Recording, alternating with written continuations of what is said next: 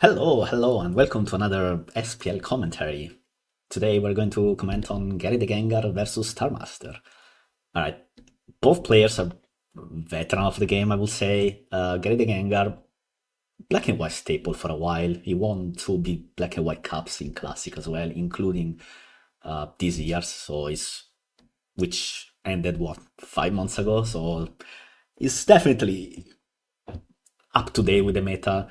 Starmaster is like the old gen boss on Smogon, and he's he won Invitational, which also ended a couple of months ago. So that's like both players are pretty basically fresh off a strong individual tournament win, which means they're both probably pretty good at the game, huh? Which, I mean, they would have been even if they didn't win said tournaments, but just in case, it's a nice to have. Starmaster is though more known as a pilot, at least in black and white. Even in Invitational, he mostly used Finchinator's teams, so he doesn't have Finchinator on his SPL team, I believe. So, but he is an excellent pilot, right? So as long as someone gives him teams, or if he can just touch up the teams he has to better perform against his expected opponents, then he will be fine. And this is an interesting matchup. Is it? Okay, so Star is a pretty standard Sun team. You have your momentum grabbers, then you have a strong attacker in Keldeo, and then you have a strong special attacker in Keldeo, and then a strong physical attacker in Excadrill, who also doubles up as a spinner, and then you have Hichan, which I'm not sure what kind of set you would run on this. I expect leftovers and maybe protect. And Scarflandorus probably, and then the usual Tyranitar, Chopoberry, or even Kustap, depending on how risky you wanted to play against Zam. If you have Scarflando, you can maybe get away with Kustap, but it depends on how you feel about the upcoming game. GaryTheGengar, on the other hand, has a more, let's say, experimental team, or less. I mean, it's hyper offense, but it's not the usual hyper offense configuration we used to see, right? For example, there's a Conkeldur without a Volcarona, that's a first. But then also you have double ice types. And one of them is pretty much unseen in hyper offense, which is Mammo's one. Curen Black, you can use Curen Black in hyper offense, sure. It's pretty nice, right? You have, first off, your opponent doesn't know your set to begin with, and that makes Kyurem very dangerous. But even if it's a basic, say, choice band set, Starstave is very weak to choice band Kyurem Black. Escadrille takes a billion% from Outrage, so does Etran, and nothing here when it kills it except Escadrille with Sand Up. Or nothing else, yeah. So, but also if it's just say Ice Beam, then this these things don't do well into a special Kieran Black. Even worse if it's mixed or if it's Freeze Shock Fusion Bolt. That's also pretty annoying for this. Although you cannot play with, say, Protect Excadrill if you have Protect, or even Protect Etran. So yeah, Star can beat this obviously, but he has to be extremely careful. Conk is also a massive threat here. Like, look at this 6. If you have Psychic on Celebi, then it's not the end of the world. But even with that, you have to trade your Celebi for Conk, and you don't even do that much damage to it. It will do what, like 60-70%? And then, yeah, Overall, I think Gary has an insane matchup here. Star can win, but he has to play almost perfectly, and even then, it's just hard. Like, I don't know. If I'm Starrier and I see these matches, I'm like, oh my lord, please no. What do you lead with? Your opponent is obviously leading Conkeldurri, right? And usually some teams, if you have a lot of psychic types, you lead the Tyranitar and then just to not give it free lefties. But with this six, uh, if you have, it's Keldon Sand, so it's probably toxic, right? So if it is toxic, you have to lead Keldeo, click toxic, and then uh, you have given Conquer free guts, but at least it will die eventually. If you dance around it a little bit and then manage to get Celebi in and psychic it, you trade Celebi for Conk and half of Keld yourself. That's fine-ish. It's probably the best you can get. And then you lose Celebi, which means Celebi gets very annoying, but I mean, you reserve Tyranitar to Starmie duty and then it's fine. Uh, don't ask me what you do afterwards, like against, say, Mamo plus T-Knight. Your Excalibur is pretty okay against once Conkeldurr is dead, and maybe if you are fast Exca, you hope this is, say, Adamant, Cure and Black, or anyway, slower than Jolly Exca, then it's fine-ish. But yeah, it's still very hard, right? That's just how it is. There's also the problem that I don't know. I feel like this is this Scarflando, so it's going to die eventually to all the stupid stuff that's going to fly this way. But yeah, let's see. You lead Keldeo, I say, right? You have to lead Keldeo. Keldeo is fine into four of these, potentially five. Uh, you only don't want to lead it against Starmie, but there's a zero chance Gary's leading Starmie here. Even if you expect Keldeo, you don't lead Starmie. You just lead Kong and just bulk up turn one. That's the only reasonable play. Or I guess there's a Lando. Lando is fine because you intimidate it, and if you are toxic, yeah, you just U-turn and then go Keldeo or Celebi. Okay, that's pretty nice for Star, actually. I think you just click rocks here. Too greedy? Don't tell me bulk up. It did bulk up. But you do 40% now, 45%. Oh, is it not psychic?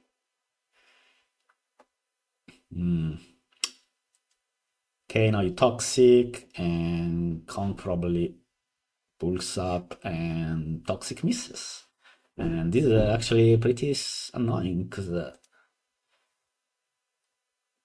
if this is protect and you hit the toxic here, well, of course you get one earlier turns of damage, which is very nice, but also you don't have to sacrifice half of your Keldeo's health, which now you have to do because you're faster. So now you click toxic again because you have to, and you will tank a +1 Drain Punch with Guts activated.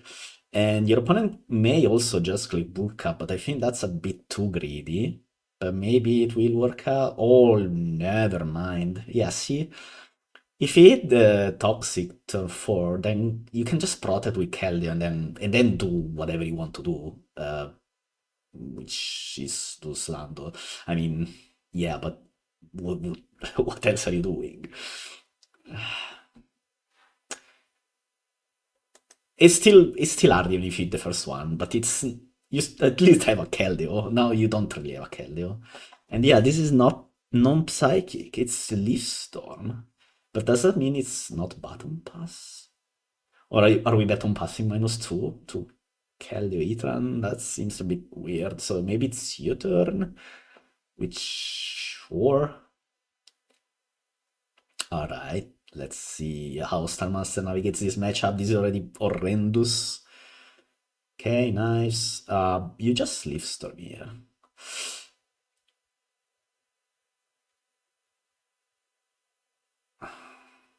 Yeah, you have to. It's it's stupid damage, but whatever. Okay, now your goal should be to not lose to Mammo's Wine, which with a Keldo at this stage is pretty tough. Um, we landed dead and Keldo at 8%. But yeah, you also need to get Sand up as soon as possible. And maybe you can push for a win with Excadrill kind of soonish. Because Starmie will die this turn, most likely, right? And yeah, it's gone. And Jirchi is cheap, so it cannot come in on Iron Head like for free. So here should come Mamoswine, and you probably save Titar. Celebi. It's even sub Mamo on this build. Oh wow. This is dodge a cycle crash. Oh, it's faster. Just dodge. It's you had no other play, and that didn't happen. Alright, so you go Xka and Iron Head, and uh, I'm still assuming this is Scarflando. We have no real way of telling, but oh, what? Rocky helmet. All right, you just earthquake here, right? There's no other play. Oh, Sword Dance. That's a strong play. So did he? I guess he expected this, and so he went for Swords Dance, which is pretty good for him, right? Despite everything, if you Iron Head here and get a flinch, you will be in a very good spot. And, well, maybe not very good. There's still a full health Conqueror that way, but hey, it's a start. No, Gary goes back to Arachi, gets another round of Rocky Helmet, not seeing the point of all this. And then extreme speed.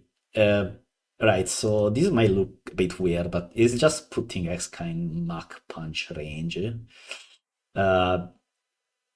Because Conk is full health, and Mach Punch will kill everything pretty hard once XK is low, except for the Heatran, right?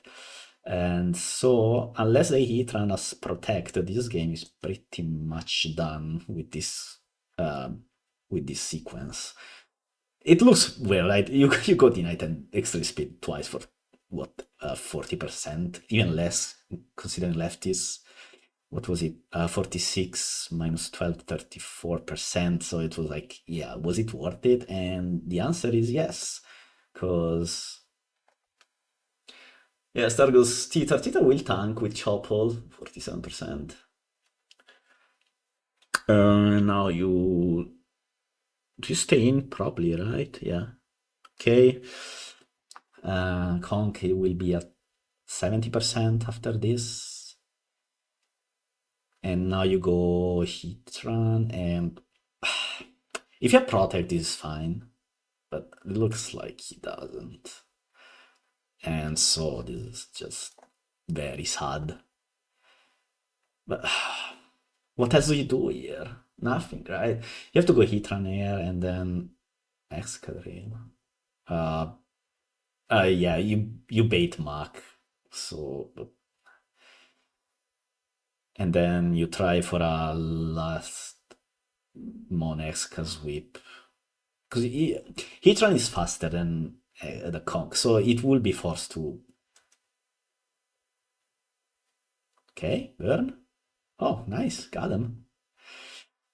Right, now we will see the Kyurem set. If this is her power, it's just over. But if it's physical, then maybe. Outrage 28. What? Oh, oh, of course it's Helmet Rachi, so this is Scarf Kyurem, right? Alright, okay, no, that makes sense. Alright, now the problem here is that I think Mac kills Citron, right? Yeah, it did what, 60% earlier, so this is done. Was there an out? It may be a roll, but I don't think so. Nah. So there was maybe an out, which would be it is a pretty far shot. Okay, so here in the Curran versus Exca, uh, so this last turn, right here, this was a Turtle Outrage. Oh wait, was it? Oh, we don't know. Oh, it was. Right, so looking at damage rolls, maybe the optimal play here is to Swords Dance. No, but no, right? Because the Kyurem just suicides. No, there's no way. Nah, this was done anyway. Right, so problem here for Starmaster, if he hit the Toxic turn 4, he doesn't lose Keldeo, or, well, it doesn't lose 90% of its health on turn 5. And then, yeah, he's not. He would have a Keldeo here, basically, instead of sacrificing it to uh, Conk that early. And then Keldeo has Protect, which makes it pretty strong in this game.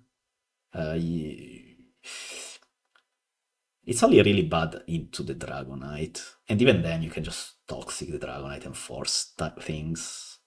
So yeah, uh, that's about it. If the first Toxic hits, I think Star wins. He played really well, I must say. Like, he did everything he could to claw back into an not almost winning, yeah, but he could have lost in a much more spectacular fashion. Gary, I mean, when it goes like this, you just click buttons, right, and you're comfortably winning. There's not much to say about this type of gameplay. Scarf Kieran Black, cool guy. Not sure I'm a believer in it in this type of teams, but hey, it didn't really do anything this game except outraging an X-ray for 20%. That was pretty funny. But it didn't have to in another type of matchup. For example, if this was an hyper offense mirror, say, Scarf Cure and Black would actually be pretty strong. The Mammoth one feels kind of random here. I'm not sure why there's a sub iCycle Crash Mammoth wine in hyper offense, but uh, it it actually did pretty well, right? Because it subbed and got a free kill on the Celebi and then forced out the Exca, so that's pretty nice. I guess it also makes you a bit more resilient into like other dragons, especially Garchomp, who otherwise is a bit of a tough client for this type of teams. Not not even that much. You have Ice Punch, Kong, Star, and me. Eh, it also prevents you from, I don't know, I'm not sure, but it worked. So hey, credit where credit is due. Good job both, and well, this is Pokemon best of one, right? You miss Toxic on the mon that completely annihilates your team, and then that means it gives it an extra free turn and a strong guts attack on you, one of your main guys that could win you this game, and then it goes like it went here. Yeah. It wasn't. Was it even Protect Keldeo? Maybe not, right? Or it would have clicked it at some point. Or maybe it was just afraid of giving a free turn. Because you have a Keldeo at 8%, so you protect, go to 14, but your opponent switches to, say, Dragonite, and then it's not the best situation. I think you have to go for it anyway, but maybe it's just not Protect. Maybe it's Sub in Sand. I don't know. Uh, Obviously, I have no way of knowing for sure, but at this point, I'm inclined to believe it's not Protect. Either that, or he didn't want to give a free turn to, say, Dragonite, especially since he had to lose Landor so early, and the rest of the team doesn't do that well into Dragonite. It depends on the sets, though, because Heatran could potentially do well into it, but you don't know your opponent's sets, so you have to play you kind of have to play it the way he did. I cannot fault him for this at all. But yeah, that's it, and see you next time.